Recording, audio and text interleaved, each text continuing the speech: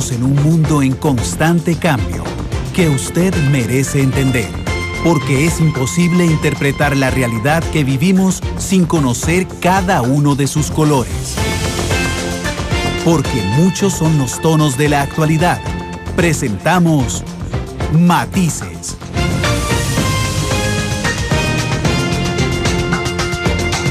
Una producción de Noticias Monumental.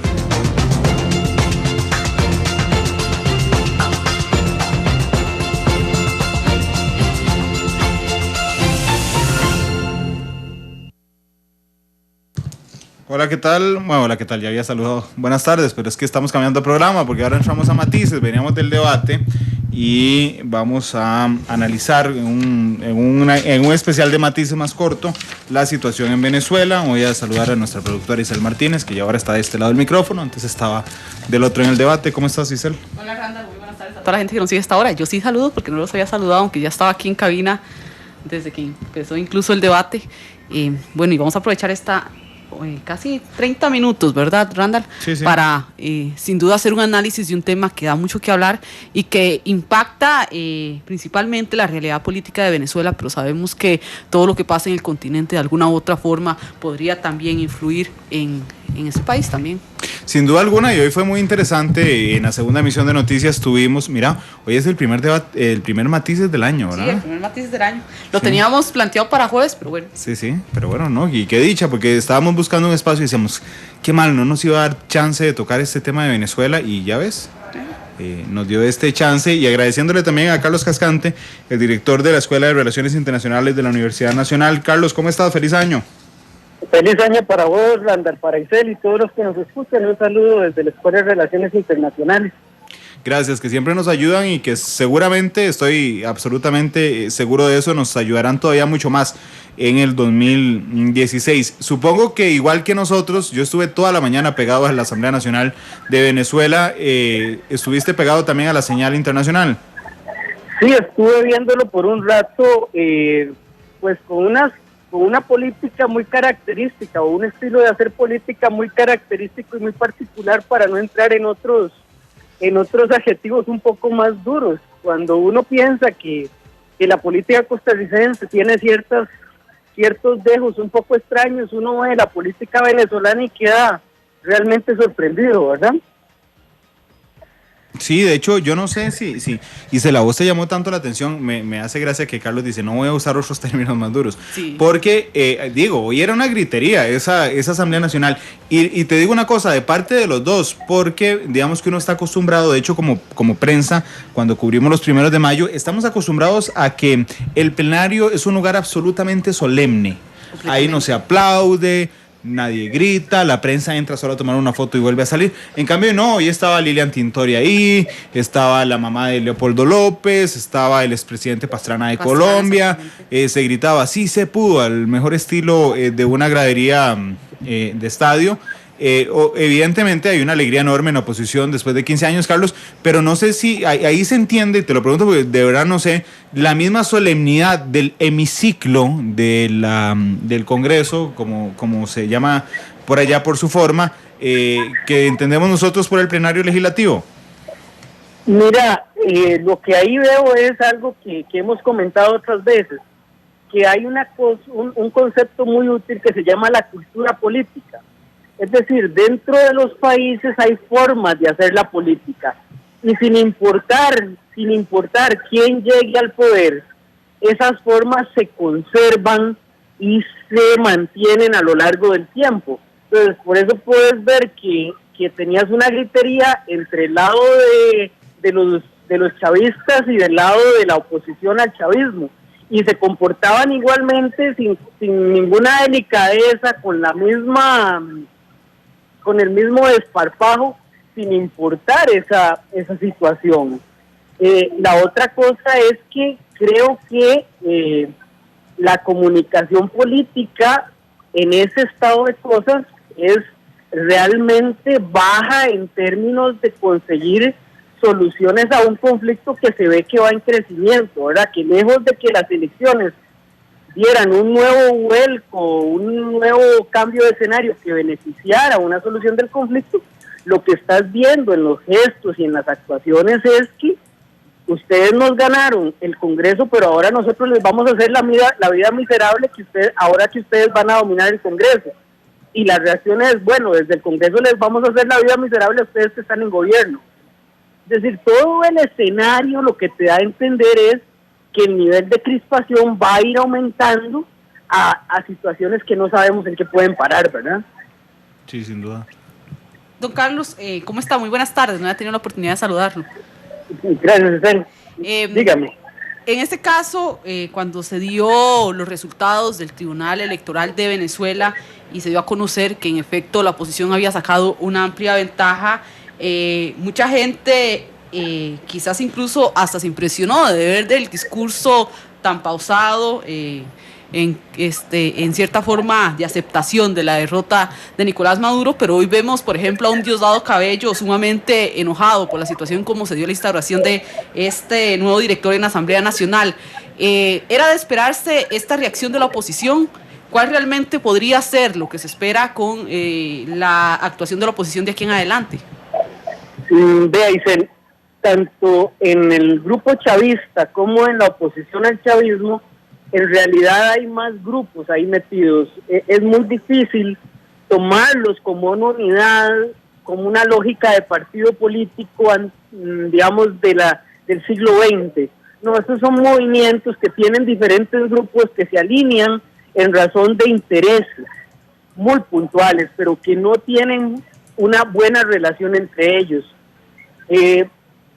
Dentro del gobierno bolivariano, dentro del gobierno chavista, hay dos grupos muy marcados. Por un lado hay una cierta moderación, que era el que impulsaba al grupo de Maduro, y por otro lado usted tiene a un grupo más recalcitrante, y lo que decían muchos analistas venezolanos es que el enorme problema que podía presentarse en Venezuela era que si se ganaban las elecciones la oposición, esto iba a generar que el grupo moderado perdiera poder y asumiera más fuertemente el grupo de Diosdado Cabello y se produjeran reacciones más violentas. Del otro lado, desde la oposición al chavismo, usted también tiene dos sectores más o menos que puede dividir entre moderados y más recalcitrantes. El sector moderado, la figura es Enrique Capriles. Desde el sector más agresivo de la oposición está el grupo de Leopoldo López.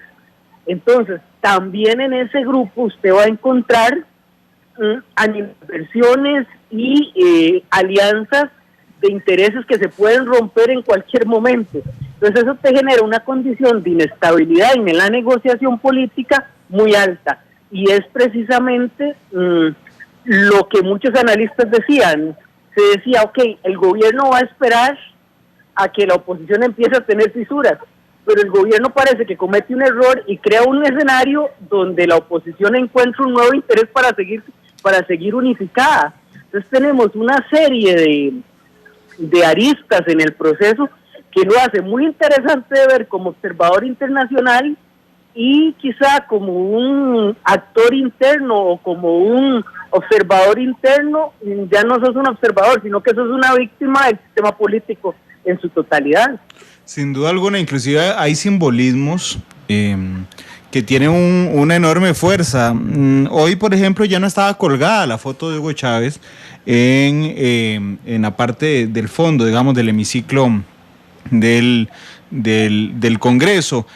Algo que por supuesto, y no por ser Venezuela, sino que a cualquiera crecido en democracia con división de poderes le pareciera una cosa alarmante, ¿verdad? Que la foto de un presidente del Ejecutivo sobresalga en un palacio de Congreso. Bueno, hoy ya no estaba la foto de Hugo Chávez ahí, que a mí me parece un simbolismo interesante, como el mismo simbolismo, digamos, de la solemnidad que se guarda en el plenario. Te iba a preguntar sobre el tema jurídico, Carlos. Vamos a ver, hoy la oposición, con razón o sin razón, presentó la juramentación a los 112 diputados. En términos meramente jurídicos, hay 3 de ellos que están anulados su elección por parte del Tribunal Supremo de Justicia, que sería nuestra sala constitucional aquí en Costa Rica. Ellos juraron, porque argumentan que está tomado el Tribunal de Justicia por leales a el presidente Maduro, que podría ser así. Pero en términos meramente jurídicos hay una violación, digamos, a una resolución del Tribunal de Justicia. ¿Qué consecuencias podría generar esta situación en Venezuela, Carlos? Jurídicamente hablando, la nulidad de todos los actos que haga el Congreso que le causen daño a terceros. Y eso es muy amplio, ¿verdad? Te puedes volar toda la legislatura, te puedes volar todas las normas de la legislatura con sus restricciones, porque las nulidades no son tan absolutas siempre, pero sí te genera un clima de inestabilidad que cualquier norma que saque el Congreso puede ser denunciada como nula por violación a un requisito de integración del colegio, del colegio, en este caso del Parlamento, por el bando que así lo quiera alegar, ¿verdad? Entonces te genera una situación de inestabilidad jurídica enorme, y eso no ayuda, pero para nada, a la precaria situación económica del país, ¿verdad? En la confianza que pueda tener cualquier persona que haga negocios en Venezuela en este momento. Sí, de hecho quedan personas que hacen negocios en Venezuela. Bueno, yo supongo que sí. En Nicaragua hay alguna gente que tiene negocios en Venezuela. Te pregunté este tema de las nulidades que podría generar, porque entonces podría volverse nulo la elección del directorio de la Asamblea Nacional. Vamos a ver, cuando se toma esa decisión, hay que matizar el asunto, y aquí podría ponerme yo a elucubrar jurídicamente sobre teoría de nulidades, pero en ese caso el directorio a mí me parece que no sería tan anulable, porque estén o no estén esas 3 personas, ese directorio hubiera resultado electo.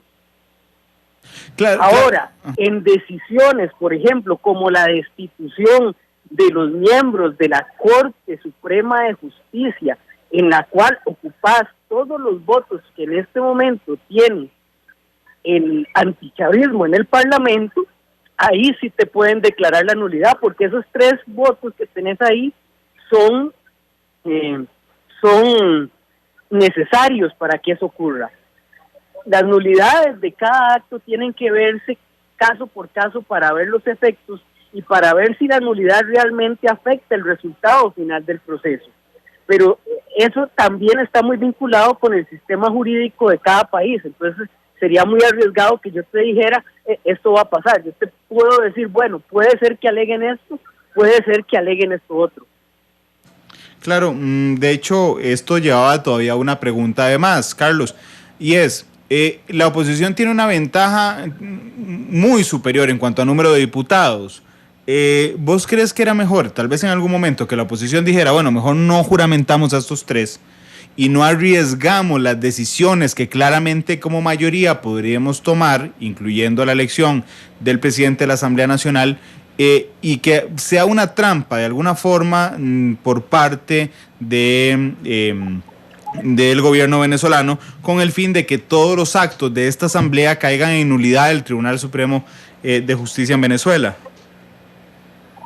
Vamos a ver, yo creo que la oposición está jugando a dar un golpe de poder, un golpe mediático, y después vendrá lo que vendrá, porque el hecho de que no se juramentaran a estas personas, y estando el Tribunal Constitucional dominado por el chavismo, en cualquier momento te llevan bajo cualquier argumento a anularte cualquier cosa. Yo pienso que la oposición piensa que el resultado al final de cualquier proceso es que te lo van a llevar al tribunal y ahí te lo van a intentar anular, y que posiblemente si no cambian la composición de los miembros del tribunal, eso va a pasar.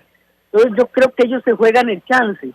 Ahora, yo creo que el chavismo también comete un error cuando se pone a impugnar a estos 4 diputados y quitar la mayoría calificada a la oposición, porque les da un mecanismo de unión política, porque ellos pueden seguir con el argumento, ok, ustedes no aceptaron el resultado electoral, ustedes son los malos, ustedes hacen esto, y eso crea unidad que se pudo haber visto resquebrajada si ellos dejan que la oposición empiece a trabajar en democracia y las propias fisuras que tiene la oposición se empiecen a ver. Al final creo que el error de la línea chavista, del partido chavista, es que ellos no aceptan la posibilidad de salir del poder, y eso los lleva a cometer una serie de equivocaciones en el manejo político, porque no ven la posibilidad de funcionar en un régimen que no esté gobernado por ellos, y entonces intentan mantenerse en el poder a como sea. Ahora bien, don Carlos, cambiando de tema, hay algunos de las propuestas o de los objetivos que tiene esta mayoría de diputados de oposición. Uno de ellos es la ley de amnistía, que ya ha sido uno de los puntos de encuentro más frontal entre ambos bandos. En este caso, sería tan fácil para este nuevo directorio de la Asamblea Nacional Venezolana aprobar rápido una ley de amnistía en este caso. Según las mayorías que ellos tienen, sí, pero se viene el veto presidencial. Exactamente. Y el problema del veto en el sistema, cuando Chávez hizo la Constitución, la diseñó con un mecanismo que al final él, aunque perdiera capacidad en cierto momento, no la perdiera por completo. Entonces él sabía que el Tribunal Constitucional siempre se podía volver un mecanismo, una garantía para su estabilidad. Entonces él manda todo lo que es veto hacia la Corte, no hacia el mismo Parlamento. Y esa es una diferencia muy fuerte y marcada del sistema jurídico, que no facilita la acción de la oposición al chavismo. Ojo, Isabel, yo le voy a decir algo que tal vez es una hipótesis. Yo no creo que toda la oposición quiera pasar una ley de amnistía. Eso es otro, sí. Y le voy a decir por qué. En la oposición va a haber una fuerte lucha por quién lidera a la oposición de cara a las elecciones que se van a venir en Venezuela. Y me parece a mí que Leopoldo López, con el proceso que ha llevado, ha generado un liderazgo. Incluso su esposa ha generado un liderazgo. Y eso podría, de alguna forma, debilitar algunas candidaturas dentro de la oposición, que no están tan de acuerdo con la figura de Leopoldo López. Porque, como le dije, Leopoldo López es menos moderado que, por ejemplo, Enrique Capriles. Estabas hablando de Capriles en esa aseveración, digamos, de que habría líderes de no la en lo oposición. personal de Capriles, al bando más moderado.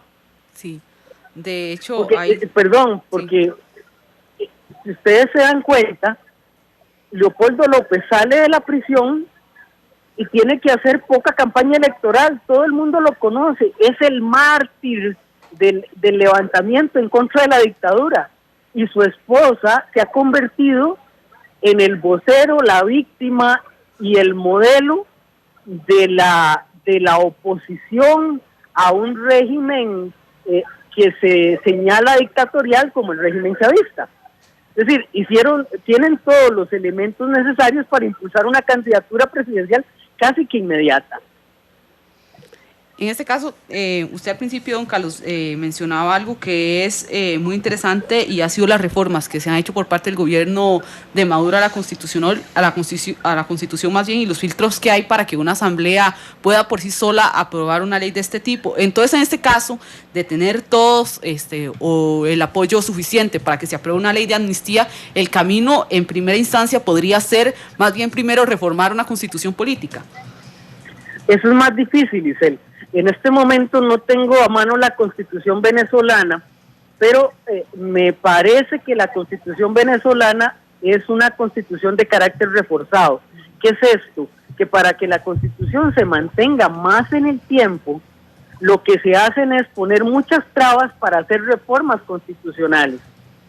Y de esa manera evitar que la Constitución cambie muy rápidamente. Entonces tendría que valorar la oposición si se tiene que lanzar a un proceso de reforma constitucional cuando ni siquiera tienen el poder ejecutivo. Es decir, el camino de la oposición es estar en el Congreso, pasar las leyes que considere pertinentes en el Congreso, mantener la unidad y llegar al poder por un mecanismo de elección política, dado que lo que refleja la última elección es que la gente ya, tanto por la inoperancia política de Maduro como por el colapso económico que representa para Venezuela los bajos precios del petróleo, se cambie en democracia y no meterse a intentar algo arriesgadísimo que es una reforma constitucional. Carlos, estaba buscando en la Constitución de Venezuela porque Diosdado Cabello ya amenazó tranquilamente de que el presidente va a vetar cualquier decisión de la Asamblea Nacional. Si estuviéramos en Costa Rica, con la mayoría que tiene la oposición, sería muy fácil superar el veto con un resello de los diputados. ¿Sabés vos cómo se maneja en Venezuela? ¿Hay resello? ¿El veto se hace ante el Tribunal de Justicia? ¿Cómo se hace allá? ¿Cuál es la diferencia? Porque con esa cantidad de diputados sería muy fácil aquí decir, bueno, y sí, vete lo que quiera y nosotros le resellamos. Mira, eso no lo tengo claro en este momento, pero si hablaban con tanta seguridad del veto presidencial y como una posibilidad de parar todo, creo que por alguna razón lo estaban señalando. Yo sí creo, Randall, que más allá del problema jurídico que se puede presentar en cualquier ley ahora en Venezuela, pienso que el problema va en razón de cómo pueden convivir hasta las próximas elecciones ambas tendencias sin llegar a mecanismos de violencia. Y eso es lo que no estoy viendo claro en este momento. Es decir, la oposición está aumentando su discurso agresivo y el chavismo también. Entonces eso es lo que veo más preocupante. El discurso jurídico al final siempre va a estar cuestionado por algo, Randall, que es que en este momento la Corte Suprema de Venezuela, todo su aparato jurídico institucional está copado por figuras del chavismo. Y mientras eso no cambie, eso va a ser un respaldo que va a tener el Ejecutivo y que el Legislativo no va a poder saltarse. Porque al final, normativamente, el que te puede dar órdenes de hacer y de ejecutar cualquier cosa es la Corte, no el Parlamento. El Parlamento no tiene capacidad de decir, ejecútese tal norma. El que puede decirle a un funcionario público, libere a Leopoldo López, es el Ejecutivo si acepta la ley o la Corte si el Ejecutivo viola la ley. Entonces, desde que el gobierno tiene el dominio de todo el aparato judicial, ahí te coarta todo el sistema.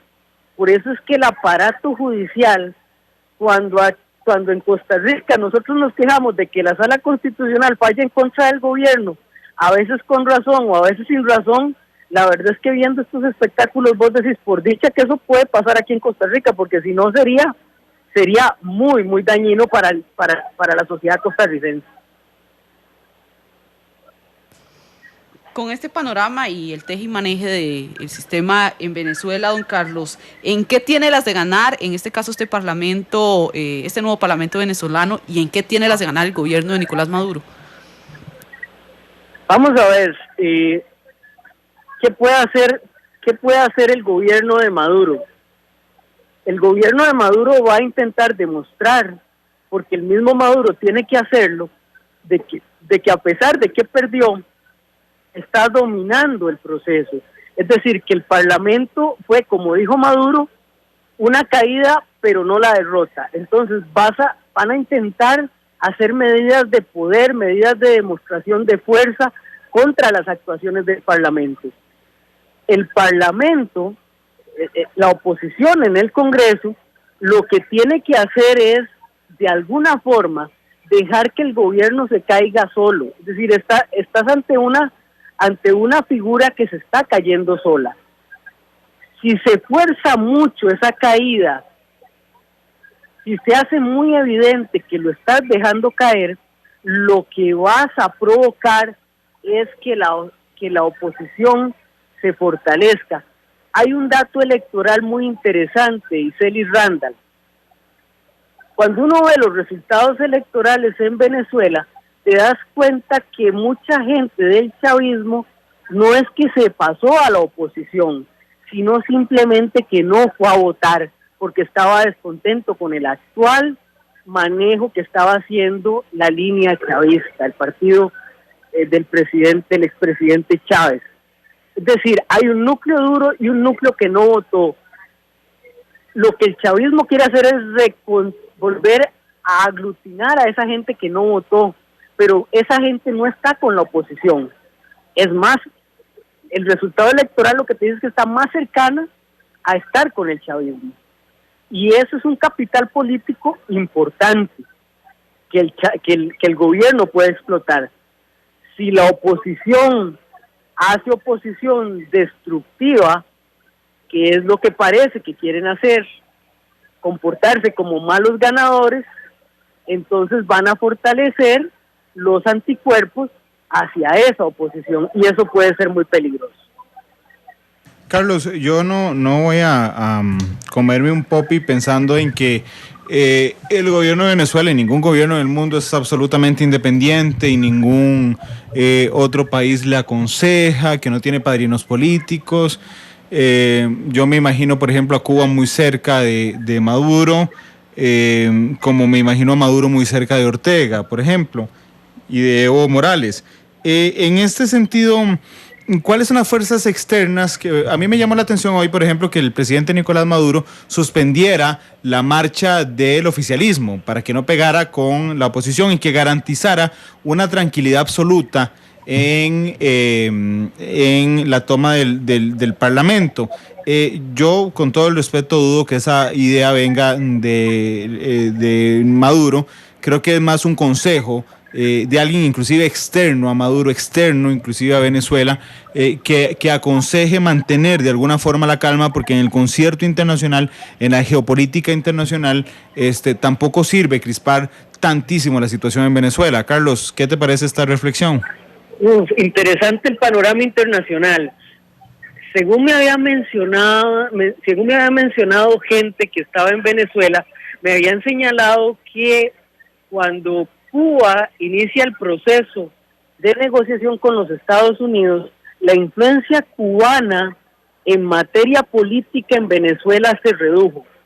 Es decir, hubo menos participación y menos asesoramiento cubano en Venezuela. Y eso se lee como parte del proceso de negociación con los Estados Unidos. Evidentemente, Venezuela ahora tiene un gran problema, que es que como todo en el mundo de la política internacional, mucha de la cercanía de Cuba con Venezuela estaba dada en razón de la capacidad económica que tenía Venezuela de financiar al régimen cubano. En la medida que esa capacidad se reduce, pues Cuba tendrá menos interés en ser influyente en Venezuela. Pues eso deja al gobierno venezolano un poquito más aislado.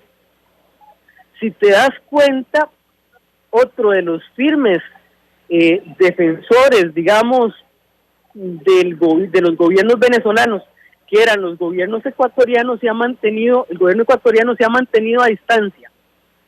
Y el gobierno boliviano ha hecho algunas aseveraciones, pero no tan fuertes como uno las esperaba. Y ya tenés un opositor claro en Argentina, y Brasil tiene un problema interno que no lo deja salir así, que no lo deja salir como antes a apoyar, y nunca apoyó tan radicalmente al gobierno venezolano. Entonces yo creo que el gobierno venezolano se está quedando un poquito solo, tal vez a lo internacional. Y pasa lo que pasa siempre en estas cosas: cuando están bien, todo el mundo quiere estar con vos, todo el mundo te quiere asesorar, pero cuando ya no tenés la capacidad de una política de diplodólares, como era la de diplodólares y diplopetróleo, como tenía el gobierno venezolano, ya no es tan fácil obtener esas ayudas desde afuera y esos asesoramientos desde afuera. Yo creo que los cubanos ahora hacia Venezuela tienen un perfil bajo porque saben que ahí no se les está solucionando mucho el problema. De repente sí hay consejos, de repente sí le dijeron no ponga esto peor de lo que está, pero al nivel que tenían 2 años atrás, porque en el posicionamiento de Maduro como presidente de Venezuela sí hubo mucha fuerza desde La Habana, pero ya no es lo mismo, es decir, ya creo que Cuba tiene sus propios problemas y ya Venezuela no le es un aliado tan ventajoso como le era hace cuestión de 3-4 años. Y en eso la diplomacia cubana es sumamente pragmática. Sí, sin duda alguna. Ve qué interesante, Isel y Carlos. Busqué en la Constitución bolivariana de Venezuela el tema del veto. Sí. Y ojo qué interesante, porque es muy diferente acá. Dice el artículo 214 de la Constitución de Venezuela que el presidente tiene que promulgar la ley, es decir, firmarla dentro de los 10 días siguientes al tiempo que lo haya recibido. Dice que si el presidente considera que la ley o alguno de sus artículos es inconstitucional, tiene que solicitarle pronunciamiento a la Sala Constitucional del Tribunal Supremo de Justicia en el lapso de 10 días que tienen para promulgar la misma. El Tribunal Supremo de Justicia tiene que decidir en el término de 15 días contados desde el recibo. Si el tribunal dice que no es inconstitucional, entonces tiene que firmarla el presidente en los próximos 5 días. Si no la firma el presidente en los próximos 5 días, puede ser el presidente, los vicepresidentes o el presidente de la Asamblea Nacional quien firme la ley, siempre y cuando el Tribunal de Justicia haya dicho que no es inconstitucional. En este caso, donde Maduro nombró a los jueces constitucionales, el tema del veto es definitivo porque no hay posibilidad de resello. Carlos, entonces.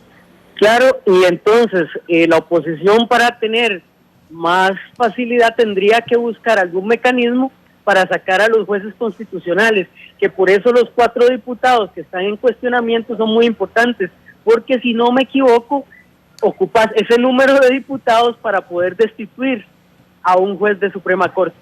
Entonces, por ahí puede andar el asunto. Pero te insisto, Randall, lo que vos tenés ahí es cómo un aparato estatal pudo ser manejado de tal forma que siempre en los puestos importantes tuviera gente que te fuera fiel, porque entonces, aunque tengas una oposición política y le des libertad para que haga oposición política, siempre al final podés contrastarlo mediante mecanismos normativos y judiciales.